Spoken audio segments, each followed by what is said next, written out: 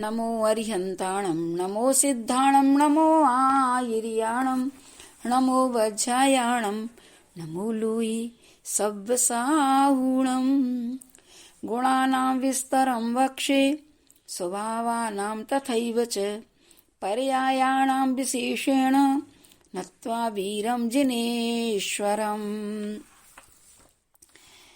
कल आप लोगों ने स्वभाव अधिकार के बारे में जानकारी की थी और ये भी जाना था कि स्वभाव और गुण में बहुत अंतर है। स्वभाव और गुण अलग रहते हैं क्योंकि गुणों के समूह का नाम ही द्रव्य है, लेकिन स्वभाव पूरे द्रव्य में पाया जाता है। जैसे ज्ञान गुण है लेकिन ज्ञाता जीव का स्वभाव है, तो जानने वाला कौन हुआ? आत्मा हुई, तो वो स्वभाव है। और ज्ञान गुण है और जानना उसकी क्रिया है, लेकिन जानने वाला जो है वो आत्मा है। ऐसे ही प्रमेयत्व गुण है, जिस गुण के माध्यम से, जिस शक्ति के माध्यम से द्रव्य किसी न किसी के ज्ञान का विषय बनता है, और ज्ञान का विषय तो पूरा द्रव्य बनता है, तो प्रमेयत्व गुण है। और जो पूरे द्रव्य का विषय जो बन रहा है, वो ये पना पूरे द्रव्य का बन रहा है, वो स्वभाव कहलाएगा। ऐसे अस्तित्व गुण है, क्योंकि वो गुण तो एक ही कहलाएगा, लेकिन अस्तिपना जो है, अस्तित्व, अस्थि जो स्वभाव है वो पूरे द्रव्य में, हर चीज का अस्थि है पना सब में है, ऐसा लगाना चाहिए। प्रदेशत्व गुण है, लेकिन उससे कोई ना कोई आकार बनता है, तो आकार तो पूरे द्रव्य का बनेगा, तो वो कहलाएगा स्वभाव। इसलिए गुण और स्वभाव में अंतर समझ लेना चाहिए। अथ प्रमाण अधिकारा। अब प्रमाण अधिकार की बात चलती है कि प्रमाण क्या है।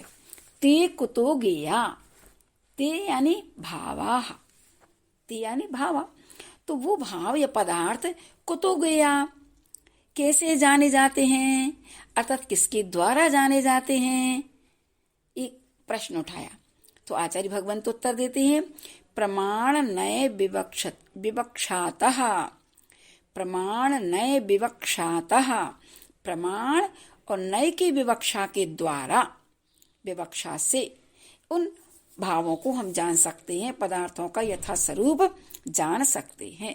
इसी बात को आचार्य उमा स्वामी महाराज जी ने भी कहा है ना, प्रमाण नयैरधिगमः, प्रमाण और नयों के माध्यम से वस्तु को जान सकते हैं, पदार्थों को, तत्वों को, रत्नत्रय को जान सकते हैं। अब थोड़ा सा अपन प्रमाण के बारे में जानकारी करें। आगे स्वयं प्रमाण का लक्षण तो लिख ही रहे पहले, सम्यक ज्ञानम प्रमाणम। किसको प्रमाण कहा है इन्होंने? सम्यक ज्ञान को प्रमाण कहा है, सामान्य ज्ञान को प्रमाण नहीं कहा। सम्यक शब्द लगा है, उसको कहा है प्रमाण। इसी बात को आचार्य माणिक नंदी महाराज जी परीक्षा मुख में लिखते प्रमाण का लक्षण, स्व अपूर्वार्थ व्यवसायात्मकम ज्ञानम प्रमाणम। स्व अपूर्वार्थकम, स्व माने अपने आप के, अपूर्व अर्थ जिसको अभी किसी अन्य प्रमाण से नहीं जाना, ऐसे अपूर्व अर्थ के माध्यम से, व्यवसायात्मक माने जो निश्चय करने वाला है ज्ञान, उस ज्ञान को क्या कहा है? प्रमाण कहा है। यानी कि सम्यक ज्ञानम प्रमाणम कहो या स्व अपूर्वार्थ व्यवसायात्मकम ज्ञानम प्रमाणम कहो, एक ही बात है। क्योंकि अपने आप के और जिसे किसी अन्य प्रमाण से जाना नहीं है, ऐसे पदार्थ के निश्चय करने वाले ज्ञान को क्या कहते हैं? प्रमाण कहते हैं। जो अपने स्वरूप के तथा अन्य पदार्थ के स्वरूप के निर्णय को विशेष रूप से धारण करता है, ऐसा वह ज्ञान ही प्रमाण कहलाता है। और भाई प्रमाण कैसा है ज्ञान? सो अपूर्वार्थ व्यवसायात्मक होना चाहिए। आगे तो इनकी बहुत सारी परिभाषाएं दी हैं, कभी आपको ये पढ़ाएंगे तो समझ में आ जाएगा कि कितने अच्छे से आचार्य भगवंत ने इसको खोला है। लेकिन इसमें आचार्य भगवंतों ने कहा है कि देखो, अलग अलग मतों में अलग अलग तरीके से प्रमाण को स्वीकार किया है। जैसे चारवाक मत है, वो प्रत्यक्ष कोई प्रमाण मानता है। जो आज की भौतिकता के युग में जो लोग रखते, जो दिखाई देता हम तो उसको मानते हैं, जो दिखता नहीं हम उसको स्वीकार नहीं करते। सिर्फ वो प्रत्यक्ष प्रमाण मानता, वो एक भाव परभाव कुछ भी नहीं मानता, सिर्फ प्रत्यक्ष कोई प्रमाण मानता। बौद्ध लोग वो प्रत्यक्ष को भी मानते हैं और अनुमान को भी मानते हैं। सांख्य मत लोग प्रत्यक्ष, अनुमान और शब्द यानी आगम को प्रमाण मानते हैं। प्रभाकर जो मानते हो प्रत्यक्ष अनुमान शब्द आगम यानी उपमान और अर्थापत्ति को मानते हैं। मीमांसक भट्ट लोग प्रत्यक्ष अनुमान आगम उपमान अर्थापत्ति और अभाव को प्रमाण मानते हैं। लेकिन जैन लोगों ने सिर्फ, आगे इसकी संख्या बताएंगे, जैन लोगों ने सिर्फ है ना प्रत्यक्ष और परोक्ष दो ही प्रमाण किए, और इतने जितने लोगों ने जो किया है उसमें सब परोक्ष प्रमाण में गर्भित हो जाते हैं, क्योंकि ये लोग है ना प्रत्यक्ष सिर्फ आंखों से देखा, कानों से सुना, मुख से बोला, इसको ही प्रत्यक्ष मानते हैं, जबकि अपने यहाँ इसको परोक्ष माना गया है। क्यों माना गया परोक्ष? क्योंकि ये अपना जो ज्ञान है पराधीन है, इंद्रियाधीन है। मान लो हम आपसे कहें कि आप देखते हैं तो किससे देखते हैं? आंख के द्वारा देखते हैं, आंख से देखते हैं ना, लेकिन आत्मा देखती है ना, आंख नहीं देखती है, आंख से देखते हैं हम।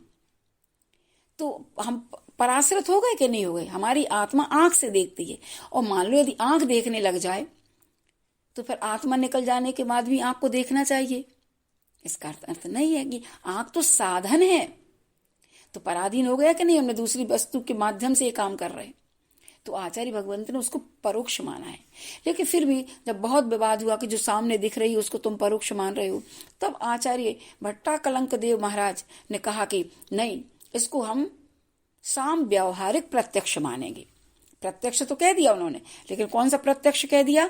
साम व्यावहारिक प्रत्यक्ष। साम व्यावहारिक प्रत्यक्ष क्यों? कि जो व्यवहार चलाने के लिए है, कि मैंने आंखों से देखा है, कानों से बात सुनी है, तो ये साम व्यावहारिक प्रत्यक्ष माना जाता है। मूल में तो प्रत्यक्ष ये है कि जो इंद्रिय और मन के बिना जो डायरेक्ट आत्मा जानती है वो प्रत्यक्ष है, और जो इनके माध्यम से जाना जाता है वो परोक्ष है। इसलिए सारे मतों ने या सारे दार्शनिकों ने प्रमाण को तो स्वीकार किया है, लेकिन नए को स्वीकार नहीं किया है।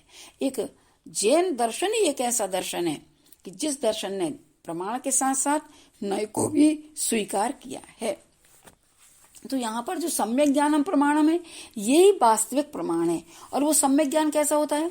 संशय, विपर्य, अनद्धवसाय से रहित होता है। इसमें कोई संशय नहीं होना चाहिए, विपरीतता नहीं होना चाहिए, अनद्धवसाय। शायद हमने रत्न करंडक श्रावकाचार में ये सारी बातें समझाई थी आप लोगों के लिए। तो उस ज्ञान को ही सम्यक ज्ञान कहते हैं। और वैसे तो रत्न करंडक श्रावकाचार में नहीं कहा अन्यून्यम अनतिरिक्तम याथा तथ्यम विनाच विपरीता, विपरीता से रहित होना चाहिए। याथा तथ्यम, जो जैसा है उसको वैसा ही मानो, पुद्गल को पुद्गल के रूप में ही स्वीकार करो, पूर्ण गलन उसका स्वभाव।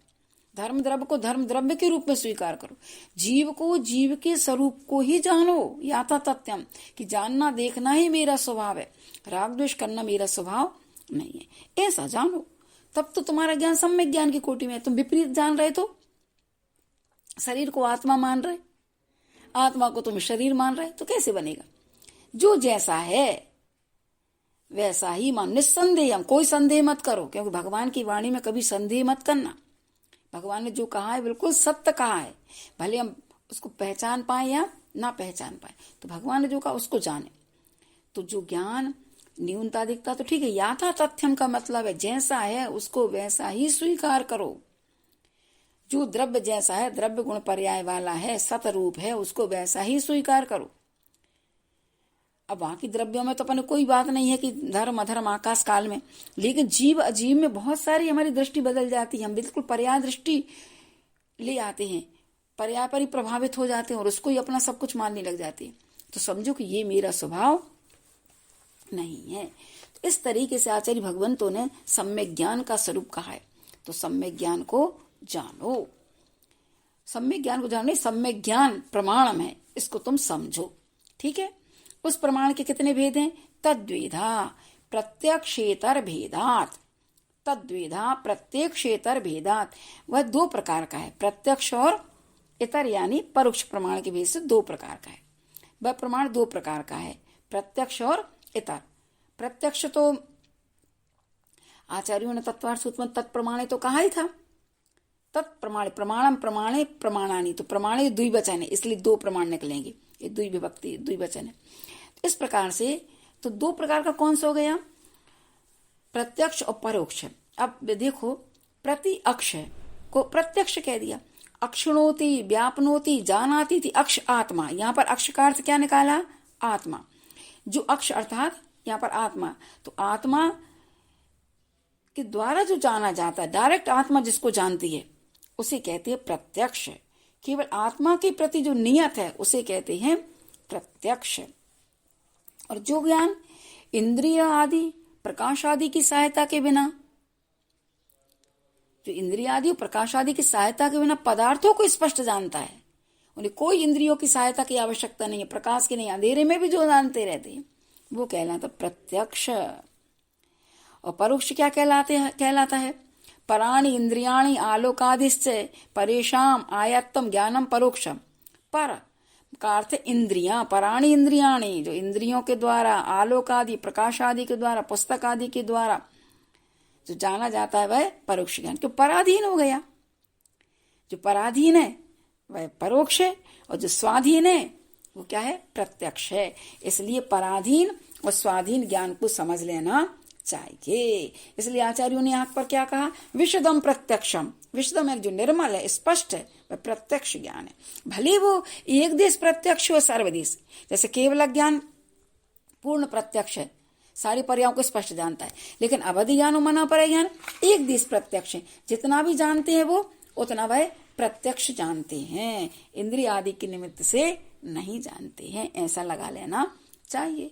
और जो इंद्रिय आदि के अधीन होता है वह परोक्ष कहलाता है। भले लोक व्यवहार में से साम व्यावहारिक प्रत्यक्ष कहा है, यहाँ परीक्षा मुख में भी साम व्यावहारिक प्रत्यक्ष कहा है, लेकिन मूल में है तो वो परोक्ष के अंतर्गत ही समझ लेना चाहिए। तो आ गए समझ में? जैसे हमने कहा प्रत्यक्ष, प्रत्यक्ष यानी अक्षम, अक्षम प्रति प्रत्यक्ष, तो जो अक्ष यानी आत्मा निकाला था। और परोक्ष परा अक्ष, परा यानी आत्मा से भिन्न इंद्रिय आदि जो है, तो यहाँ पर अक्ष का अर्थ इंद्रिय ले लेना, उसकी सहायता से जो जानता है वह परोक्ष ज्ञान कहलाता है। तो यहाँ पर अपन समझ लें जैसे कि अब ज्ञान के 5 भेद हैं मुख्य, तो मति ज्ञान, श्रुत ज्ञान, अवधि ज्ञान, मन अपर ज्ञान और केवल ज्ञान। अब इसमें जो 2 ज्ञान है, मति ज्ञान और श्रुत ज्ञान, ये परोक्ष ज्ञान है। क्यों ज्ञान है परोक्ष? क्योंकि ये इंद्रियों और मन के निमित्त से होता है, प्रकाश आदि, उपदेश आदि बाह्य निमित्तों की सहायता से होता है, इसलिए इसको मति ज्ञान, श्रुति ज्ञान कहते हैं और ये परोक्ष ज्ञान होते हैं। और जिसमें इंद्रियों मन की सहायता नहीं होती वो प्रत्यक्ष कहलाते हैं। तो आगे आगे का सूत्र आता है, तद्वेदा तो आ गया, आगे सूत्र कहते हैं कि अवधि मना पर्यायावेक देश प्रत्यक्षौ। अवधि मना पर्यायावेक देश प्रत्यक्षौ, पर्यायौ निकलेगा। अवधि मना पर्यायौ, द्विवचन है ना। अवधि ज्ञान और मना पर्याय ज्ञान ये दोनों एक देश प्रत्यक्ष है। अब एक देश प्रत्यक्ष क्यों कहा? कि जो द्रव्य की मर्यादा, क्षेत्र की मर्यादा, काल की मर्यादा और भाव की मर्यादा लगी, वह अवधि ज्ञान कहलाता है। जैसे अब द्रव्य इतना सा ही द्रव्य जानेगा, क्षेत्र कितने क्षेत्र को जानेगा, काल है कितने समय तक जानेगा, और भाव कि उसमें किस तरीके से उस समय की परिणति जो रहती है वो भाव कहलाएंगे। तो ये सब अपने क्या कहलाएंगे? द्रव्य, क्षेत्र, काल, भाव की मर्यादा लिए हुए जानता है, उसे अवधि ज्ञान और मनापरय ज्ञान। अवधि अपने आप है, अवधि का, मर्यादा का, सीमा का, ये सब एक अर्थवाची है। और अवधि से के साथ रहने वाला ज्ञान जो होता है वह अवधि ज्ञान कहलाता है। और अवधि का अर्थ भी होता है जो नीचे नीचे के, अवधि ज्ञान नीचे के सभी ज्ञान सावधि हैं, अवधि ज्ञान से नीचे। और अवधि ज्ञान कैसा? नीचे के अधि नीचे को जानता है। जैसे कि ऊपर ऊपर के देव है ना, नीचे नीचे के नरक को, जैसे सर्वार सिद्धि के देव सप्तम नरक को जान लेते हैं, उनका इतना अवधि ज्ञान तेज है। और बाकी है कोई द्वितीय तक जानता, कोई इतना, जिसका जैसा हो। वैसे अवधि ज्ञान के भी 3 भेद बताए थे ना, देशावधि, परमावधि, सर्वावधि। अब सामान्य से देशावधि तो सबको हो जाता है, परमावधि और सर्वावधि तो मुनियों के, रिद्धिधारी मुनियों को ही होगा। और जिसको परमावधि सर्वावधि ज्ञान होगा वो नियम से मोक्ष जाएगा। लेकिन देशावधि की उत्कृष्टता में भी केवल ज्ञान उत्पन्न होगा, लेकिन और जघन्य मध्यम के भेद से बहुत प्रकार का हो जाता है, क्योंकि देशावधि 4थे गुण स्थान से अवधि ज्ञान शुरू हो जाता है। तो 4th गुण स्थानवर्ती, 5म गुण स्थानवर्ती को भी होता है, मुनियों को भी हो जाता है। तो इस तरीके से अवधि ज्ञान को वैसे 6 प्रकार का ही बताया था, दो प्रकार का बताया, भाव प्रत्यय और गुण प्रत्यय। फिर बताता है हीमान, वर्धमान, अवस्थित, अनवस्थित, अनुगामी, अननुगामी, ऐसे बहुत सारे भेद अपन ने वहां पर पढ़े। तो इस प्रकार से अपने ये समझ लेना चाहिए, ठीक है ना। अवधि ज्ञान रूपी पदार्थ को ही जानता है, अरूपी को नहीं जानता, रूपी पदार्थ को ही जानता है।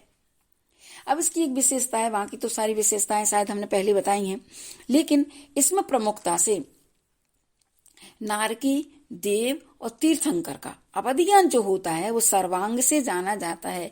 आचार्य वीरसेन भगवान धबला पुस्तक की 13वीं पुस्तक में लिखते हैं, नेरय्ये देव तिथैरोहि खेतस् बाहिरम पद एदे जानन्ति शब्दो खलु शेषा देशेण जानन्ति। माने ये सर्वांग से जानते हैं, और बाकी शेष जीव कैसे जानते हैं अवधि ज्ञान? शरीर के एक देश से ही जाना जाता है। अब जैसे अवधि ज्ञान जब रूपी को जानता है तो धर्म द्रव, अधर्म द्रव, आकाश द्रव, काल द्रव और सिद्ध जीवी कैसे हैं? अरूपी हैं। तो अरूपी है तो उसका विषय अवधि ज्ञान नहीं बना सकता है।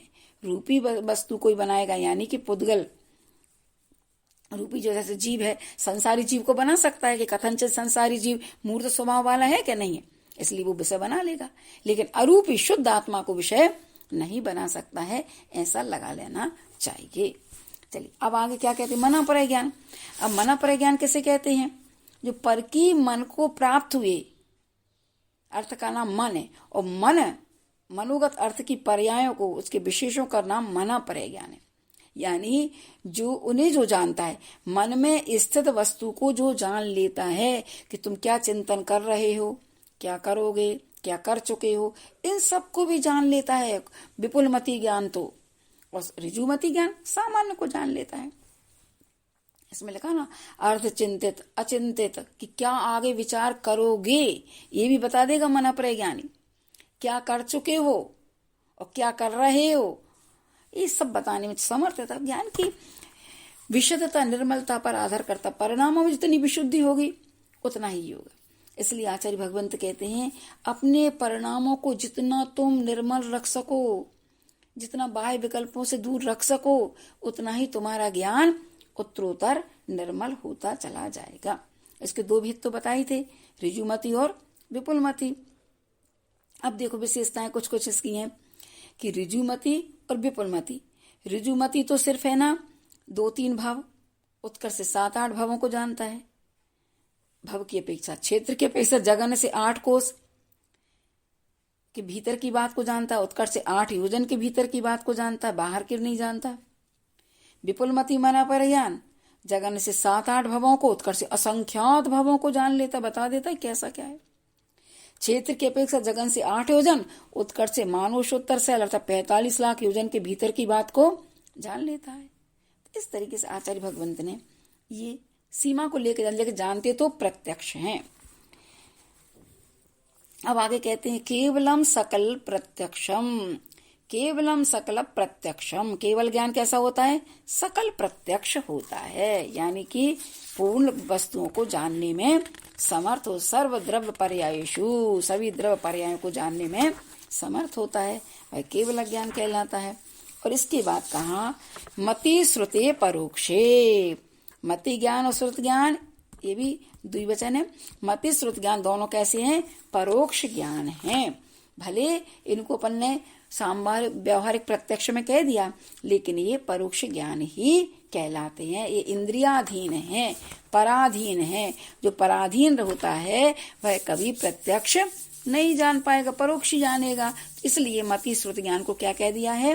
परोक्ष ज्ञान कह दिया है। तो यहाँ पर आचार्य भगवंत ने मूल में प्रमाण की बात बताई और सम्यक ज्ञान को प्रमाण कहा। और यहाँ आचार्य भगवंत ने परीक्षा मुख में उन्होंने अपूर्व अर्थ कह दिया।